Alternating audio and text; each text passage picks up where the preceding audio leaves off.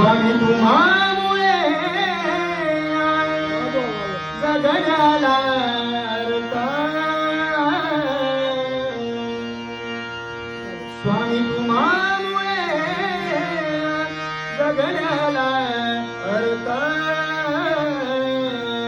Shri Swami Samarth, Shri Swami Samarth. Jai Jai Swami.